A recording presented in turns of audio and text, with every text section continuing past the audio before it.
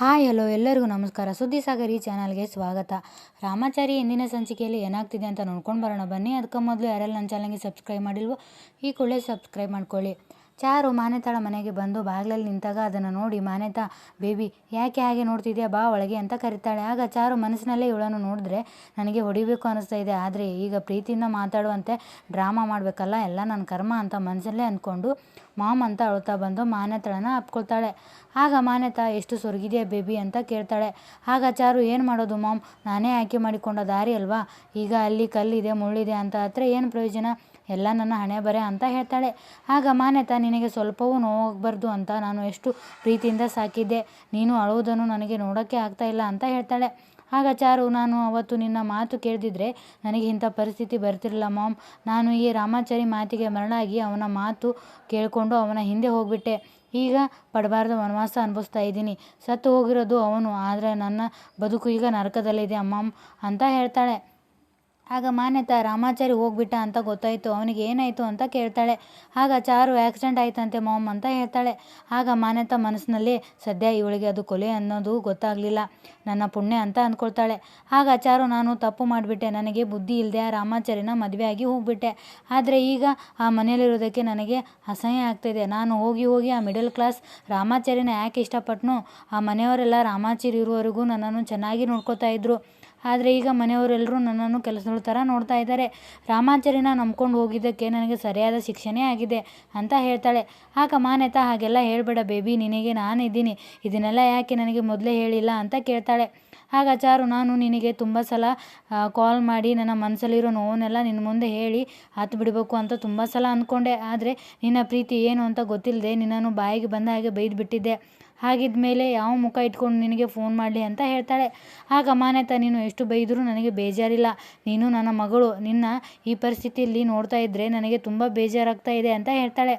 ಆಗ ಚಾರು, ಹಾಗಾದರೆ ನನ್ನ ಮೇಲೆ ನಿನಗೆ ಕೋಪ ಇಲ್ವಾ, ನನ್ನನ್ನು ಕ್ಷಮಿಸಿ ನಿನ್ನ ಹತ್ತಿರ ಸೇರಿಸ್ಕೊಳ್ತೀಯಾ ಅಂತ ಕೇಳ್ತಾಳೆ. ಆಗ ಮಾನ್ಯತಾ, ಬೇಬಿ, ಅಮ್ಮ ಮಗಳ ಮಧ್ಯೆ ಕ್ಷಮೆ ಅನ್ನೋ ಮಾತ್ಯಾಕೆ ಇಲ್ಲ, ಈಗ ನಿನಗೆ ಎಷ್ಟು ತಿಂಗಳು ಬೇಬಿ ಅಂತ ಕೇಳ್ತಾಳೆ. ಆಗ ಚಾರು, 7 ತಿಂಗಳು ಅಂತ ಹೇಳ್ತಾಳೆ. ಆಗ ಮಾನ್ಯತಾ, ಹೌದಾ, ಬಾ ಕುತ್ಕೋ, ಮೊದಲು ನಿನಗೆ ಕಾಫಿ ಮಾಡ್ಕೊಂಡು ಬರ್ತೀನಿ, ಆಮೇಲೆ ನಿನಗೆ ಏನು ಮಾಡಬೇಕು ಅಂತ ಹೇಳ್ತೀನಿ, ಇನ್ಮೇಲಾದರೂ ನಾನು ಹೇಳೋ ಮಾತು ಕೇಳ್ತೀಯ ಅಂತ ಹೇಳ್ತಾಳೆ. ಆಗ ಚಾರು, ಖಂಡಿತ ಕೇಳ್ತೀನಿ ಮಾಮ್, ಇನ್ಮೇಲೆ ನಿನ್ನ ಬಿಟ್ಟು ನನಗೆ ಬೇರೆ ಯಾರಿದ್ದಾರೆ ಹೇಳು ಅಂತ ಹೇಳ್ತಾಳೆ. ಆಗ ಮಾನ್ಯತಾ ಕಾಫಿ ತರಲು ಒಳಗೆ ಹೋಗ್ತಾಳೆ. ಆಗ ಚಾರು ಮನಸ್ಸಿನಲ್ಲೇ, ನಿನ್ನ ಪ್ಲ್ಯಾನ್ ಏನು ಎನ್ನುವುದು ನನಗೆ ಗೊತ್ತು, ನೀನು ಅಮ್ಮ ಆದರೆ ನಾನು ನಿನ್ನ ಮಗಳು, ಅದಕ್ಕೆಲ್ಲ ನಾನು ರೆಡಿಯಾಗಿಯೇ ಬಂದಿದ್ದೀನಿ ಅಂತ ಅಂದ್ಕೊಳ್ತಾಳೆ. ಇತ್ತ ಮನೆಯಲ್ಲಿ ಅಜ್ಜಿ ಬಂದು ಜಾನಕಿ ಮುಂದೆ, ಚಾರುನ ನೋಡಿದರೆ ನನಗೆ ತುಂಬ ಹೊಟ್ಟೆ ಉರಿಯುತ್ತೆ ಕಣೆ, ನಮ್ಮ ಚಾರುಗೆ ಇನ್ನೂ ಚಿಕ್ಕ ವಯಸ್ಸು, ಈ ವಯಸ್ಸಿನಲ್ಲಿ ಗಂಡನ ಕಳ್ಕೊಂಡು ಒಂಟಿ ಮರ ಆಗೋಗ್ಬಿಟ್ಲಲ್ಲ, ಅವಳ ಮುಂದಿನ ಭವಿಷ್ಯ ನೆನೆಸ್ಕೊಂಡ್ರೆ ನನಗೆ ಊಟ ಸೇರಲ್ಲ, ನಿದ್ರೆ ಬರಲ್ಲ, ತುಂಬ ಸಂಕಟ ಆಗುತ್ತೆ ಕಣೆ ಅಂತ ಹೇಳ್ತಾಳೆ. ಆಗ ಜಾನಕಿ, ಯೋಚನೆ ಮಾಡಬೇಡಿ ಅತ್ತೆ, ಏನೂ ತೊಂದರೆ ಇಲ್ಲದೆ ನಮ್ಮ ಚಾರುಗೆ ಮಗು ಆಗಿಬಿಡಲಿ, ಮುಂದೆ ಏನು ಮಾಡಬೇಕು ಅಂತ ಯೋಚನೆ ಮಾಡೋಣ ಅಂತ ಹೇಳ್ತಾಳೆ. ಆಗ ಮುರಾರಿ ಅಲ್ಲಿಗೆ ಬಂದು, ಅಂದರೆ ಮುಂದೆ ಏನು ಮಾಡಬೇಕು ಅಂತ ಯೋಚನೆ ಮಾಡ್ತಾ ಇದ್ದೀರಾ ಅಂತ ಕೇಳ್ತಾನೆ. ಆಗ ಜಾನಕಿ, ಮುರಾರಿ ನನ್ನ ಮಗ ರಾಮಾಚಾರಿ ನಮ್ಮನ್ನೆಲ್ಲ ಬಿಟ್ಟು ಹೋದ, ಆದರೆ ನನ್ನ ಸೊಸೆ ಚಾರು ಇನ್ನೂ ಚಿಕ್ಕವಳು ಕಣೋ, ಬಾಳಿ ಬದುಕಬೇಕಾಗಿರೋಳು, ಅವಳಿಗೊಂದು ಭವಿಷ್ಯ ಕಟ್ಕೊಡೋದೇ ನಮ್ಮ ಕರ್ತವ್ಯ ಅಂತ ಹೇಳ್ತಾಳೆ. ಆಗ ಮುರಾರಿ, ಭವಿಷ್ಯನ ಅಂದರೆ ಯಾವ ಥರ ಭವಿಷ್ಯ ಅಂತ ಕೇಳ್ತಾನೆ. ಆಗ ಅಜ್ಜಿ, ಚಾರು ಚಿಕ್ಕವಳು, ಅವಳಿಗೆ ಬೇರೆ ಮದುವೆ ಮಾಡೋಣ ಅಂತ ಅಂದ್ಕೊಂಡಿದ್ದೀವಿ ಅಂತ ಹೇಳ್ತಾಳೆ. ಆಗ ಜಾನಕಿ, ಅವಳಿಗೆ ಮಗು ಆದಮೇಲೆ ಅವಳ ಮನಸ್ಸು ಸರಿಯಾದ ಮೇಲೆ ಟೈಮ್ ನೋಡಿಕೊಂಡು ಈ ವಿಷಯದ ಬಗ್ಗೆ ಅವಳ ಜೊತೆ ಮಾತಾಡ್ತೀವಿ ಅಂತ ಹೇಳ್ತಾಳೆ. ಆಗ ಮುರಾರಿ, ಅತ್ತಿಗೆಗೆ ಮತ್ತೊಂದು ಮದುವೆನ ಮಾಡಿ, ಆದರೆ ಗಂಡು ಮಾತ್ರ ನಮ್ಮ ರಾಮಾಚಾರಿನೇ ಇರ್ತಾನೆ ಅಂತ ಮನಸ್ಸಿನಲ್ಲೇ ಹೇಳ್ಕೊಳ್ತಾನೆ. ಇತ್ತ ಮಾನ್ಯತಾ ಚಾರುಗೆ ಕಾಫಿ ತಂದು ಕೊಟ್ಟು, ಹೇಗಿದೆ ಕಾಫಿ ಅಂತ ಕೇಳ್ತಾಳೆ. ಆಗ ಚೆನ್ನಾಗಿದೆ ಮಾಮ್, ನಿನ್ನ ಕೈಯಾರ ಮಾಡಿದ ಕಾಫಿ ಕುಡಿದು ಎಷ್ಟೋ ದಿನ ಆಯಿತು ಅಂತ ಹೇಳಿ, ಮಾಮ್ ಅದೇನೋ ಹೇಳ್ತೀನಿ ಅಂದಿದ್ದೀಯಲ್ಲ, ಅದು ಏನು ಅಂತ ಕೇಳ್ತಾಳೆ. ಆಗ ಮಾನ್ಯತಾ, ನನ್ನ ಮಾತು ಕೇಳಿ ನೀನು ಕೋಪ ಮಾಡ್ಕೋಬಾರ್ದು, ನಾನು ಹೇಳೋದು ನಿನ್ನ ಒಳ್ಳೆಯದಕ್ಕೆ ಅಂತ ಹೇಳ್ತಾಳೆ.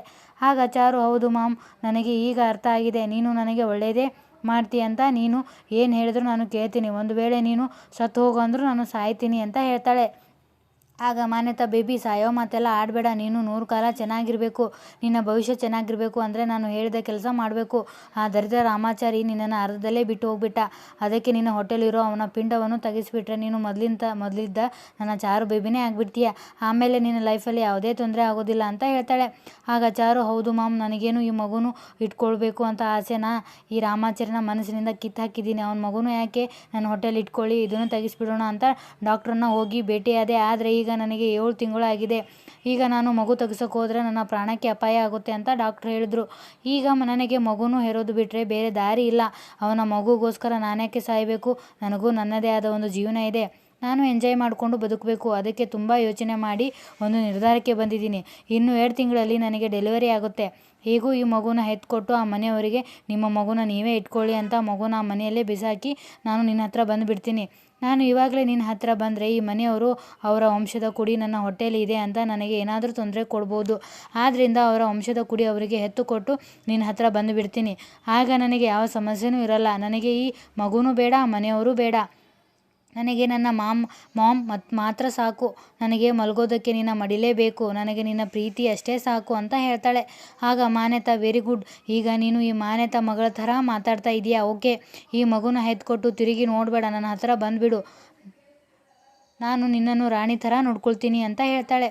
ಆಗ ಚಾರು ಸರಿ, ಈಗ ನಾನು ಹೊರಡ್ತೀನಿ. ನನಗೆ ನಿನ್ನನ್ನು ನೋಡಬೇಕು ಅನ್ನಿಸಿದಾಗ ನಾನು ಇಲ್ಲಿಗೆ ಬರ್ಬೋದಲ್ವಾ ಅಂತ ಕೇಳ್ತಾಳೆ. ಆಗ ಮಾನ್ಯತಾ ಇದು ನಿನ್ನ ಮನೆ, ನೀನು ಯಾವಾಗ ಬೇಕಾದರೂ ಬರ್ಬೋದು ಅಂತ ಚಾರುನ ಅಪ್ಕೊಳ್ತಾಳೆ. ಆಗ ಚಾರು ಅಲ್ಲಿಂದ ಹೊರಟು ರಾಮಾಚಾರಿ ಇದ್ದ ಸ್ಥಳಕ್ಕೆ ಬಂದು ರಾಮಾಚಾರಿ ಅಂತ ಕೂಗ್ತಾಳೆ. ಆಗ ರಾಮಾಚಾರಿ ನನಗೆ ನಿಮ್ಮ ಯೋಚನೆ ಆಗಿತ್ತು, ನೀವು ಬರೋವರೆಗೂ ನನಗೆ ಸಮಾಧಾನ ಇರಲಿಲ್ಲ ಅಂತ ಹೇಳ್ತಾನೆ. ಆಗ ಚಾರು ನಾನು ಹೋಗಿದ್ದ ಕೆಲಸ ಎಲ್ಲ ಸಕ್ಸಸ್ ಮಾಡ್ಕೊಂಡು ಬಂದಿದ್ದೀನಿ. ಅವರು ನಂಬೋ ಥರ ನಾನು ನಾಟಕ ಮಾಡಿ ಬಂದಿದ್ದೀನಿ ಅಂತ ಅಲ್ಲಿ ನಡೆದ ಎಲ್ಲ ವಿಷಯವನ್ನು ರಾಮಾಚಾರಿ ಮುಂದೆ ಹೇಳ್ತಾಳೆ. ಆಗ ರಾಮಾಚಾರಿ ಅವರೆಲ್ಲರಿಗೂ ಶಿಕ್ಷೆ ಕೊಡಿಸೋವರೆಗೂ ನಿಮ್ಮ ನಾಟಕವನ್ನು ಹೀಗೆ ಮುಂದುವರಿಸಿ ಅಂತ ಹೇಳ್ತಾನೆ. ಇತ್ತ ಮಾನ್ಯತಾ ಮಗಳು ತನ್ನ ಹತ್ತಿರ ಬಂದಿದ್ದಕ್ಕೆ ಸಂತೋಷಪಟ್ಟಾಗ ಜೆ.ಕೆ ಯಾಕೋ ನನಗೆ ಈ ವಿಷಯದ ಬಗ್ಗೆ ಡೌಟ್ ಬರ್ತಾ ಇದೆ ಅಂತ ಹೇಳ್ತಾನೆ. ಆಗ ಮಾನ್ಯತಾ ಜೆ.ಕೆ ಎಲ್ಲದಕ್ಕೂ ನೀನು ಡೌಟ್ ಪಡಬೇಡ, ಒಟ್ಟಿನಲ್ಲಿ ನನ್ನ ಮಗಳು ನನ್ನ ಹತ್ರ ಬಂದಾಯಿತು ಅಷ್ಟೇ ಸಾಕು ನನಗೆ ಅಂತ ಹೇಳ್ತಾಳೆ. ಇತ್ತ ರಾಮಾಚಾರಿ ಮತ್ತು ಬರುವ ದಾರಿಯಲ್ಲಿ ಗಾಡಿ ನಿಲ್ಲಿಸು ಅಂತ ಹೇಳ್ತಾರೆ. ಆಗ ಮುರಾರಿ ಅಲ್ಲಿಗೆ ಬಂದಿದ್ದನ್ನು ನೋಡಿ ರಾಮಾಚಾರಿ ಮುರಾರಿ ನೀನೇಕೆ ಇಲ್ಲಿಗೆ ಬಂದಿದ್ದು ಅಂತ ಕೇಳ್ತಾಳೆ. ಆಗ ಮುರಾರಿ ಅತ್ತಿಗೆ ನೀವಿಬ್ಬರು ಕರೆಕ್ಟಾಗಿ ಈ ಜಾಗಕ್ಕೆ ಬರುವುದರೊಳಗಾಗಿ ಊಟ ತೊಗೊಂಡು ಬಾ ಅಂತ ಅಂದಿದ್ರು, ಅದಕ್ಕೆ ಊಟ ತೊಗೊಂಡು ಬಂದೆ ಅಂತ ಹೇಳ್ತಾನೆ. ಆಗ ಚಾರು ರಾಮಾಚಾರಿಗೆ ನೀನು ಮನೆಯ ಹೊರಗಡೆ ಮಾತ್ರ ಗಂಡ ಹೆಂಡತಿ ಥರ ಇರಬೇಕು ಅಲ್ವಾ, ನನಗೂ ನಿನ್ನ ಜೊತೆ ಇರಬೇಕು, ನಿನ್ನ ಕೈ ತುತ್ತು ತಿನ್ನಬೇಕು ಅಂತ ಆಸೆ ಆಗ್ತಾ ಇದೆ, ಅದಕ್ಕೆ ಮುರಾರಿಗೆ ಊಟ ತೊಗೊಂಡು ಬಾ ಅಂತ ಹೇಳಿದ್ದೆ ಅಂತ ಹೇಳ್ತಾಳೆ. ಆಗ ರಾಮಾಚಾರಿ ಈಗೇನು ನಿಮಗೆ ಊಟ ಮಾಡಿಸ್ಬೇಕು ತಾನೆ ಅಂತ ಹೇಳಿ ಮುರಾರಿ ತಂದ ಅಡುಗೆಯನ್ನು ಬಾಳೆ ಎಲೆದ ಮೇಲೆ ಬಡಿಸಿ ಚಾರುಗೆ ಪ್ರೀತಿಯಿಂದ ಮಾತಾಡ್ತಾ ಊಟ ಮಾಡಿಸ್ತಾನೆ. ರಾಮಾಚಾರಿ ಮತ್ತು ಚಾರು ಇಬ್ಬರು ಒಬ್ರಿಗೊಬ್ರು ಪ್ರೀತಿಯಿಂದ ನಗುತ್ತಾ ಊಟ ಮಾಡಿಸೋದನ್ನು ಜೆ.ಕೆ ನೋಡಿ ಅವಳು ಚಾರು ಅಲ್ವಾ, ಕೃಷ್ಣ ಯಾಕೆ ಅವಳಿಗೆ ಊಟ ತಿನ್ನಿಸ್ತಾ ಇದ್ದಾನೆ ಅಂತ ಯೋಚನೆ ಮಾಡ್ತಾ ನಿಂತಾಗ ಅದನ್ನು ಚಾರು ನೋಡಿ ರಾಮಾಚಾರಿ ಯಾರೋ ನಮ್ಮನ್ನು ನೋಡಿದ ಹಾಗೆ ಅಂತ ಅನ್ನಿಸ್ತಾ ಇದೆ. ಆಗ ರಾಮಾಚಾರಿ ಆ ಕಡೆಗೆ ನೋಡಿ ನಮ್ಮನ್ನು ಯಾರೋ ನೋಡ್ತಾರೆ, ಅಲ್ಲಿ ಯಾರೂ ಇಲ್ಲ ಅಂತ ಹೇಳ್ತಾನೆ. ಆಗ ಜೆ.ಕೆ ಇವರು ಇಷ್ಟು ಪ್ರೀತಿಯಿಂದ ಇರೋದನ್ನು ನೋಡಿದ್ರೆ ಸತ್ತಿರೋದು ರಾಮಾಚಾರಿ ಅಲ್ಲ, ರುಕ್ಕು ಗಂಡ ಕೃಷ್ಣ ಅಂತ ಆತನಿಗೆ ಗೊತ್ತಾಗ್ತದೆ. ಆಗ ಅವನು ಇದನ್ನು ಮೊದಲು ಮಾನ್ಯತೆಗೆ ಹೇಳಬೇಕು ಅಂತ ಹೇಳಿ ಮಾನ್ಯತೆಗೆ ಕಾಲ್ ಮಾಡಿ ಹಲೋ ಮೇಡಮ್, ನೀವು ಅಂದ್ಕೊಂಡ ಹಾಗೆ ರಾಮಾಚಾರಿ ಸತ್ತಿಲ್ಲ ಅಂತ ಅಲ್ಲಿ ತಾನು ನೋಡಿದ ವಿಷಯವನ್ನು ಮಾನ್ಯತಾಳ ಮುಂದೆ ಹೇಳ್ತಾನೆ. ಆಗ ಮಾನ್ಯತಾ ಗಾಬರಿ ಆಗ್ತಾಳೆ. ಇಲ್ಲಿಗೆ ಸಂಚಿಕೆ ಮುಕ್ತಾಯ ಆಗ್ತದೆ. ಈ ಸಂಚಿಕೆ ನಿಮಗೆ ಇಷ್ಟ ಆದರೆ ದಯವಿಟ್ಟು ಒಂದು ಲೈಕ್ ಕೊಡಿ. ಧನ್ಯವಾದಗಳು.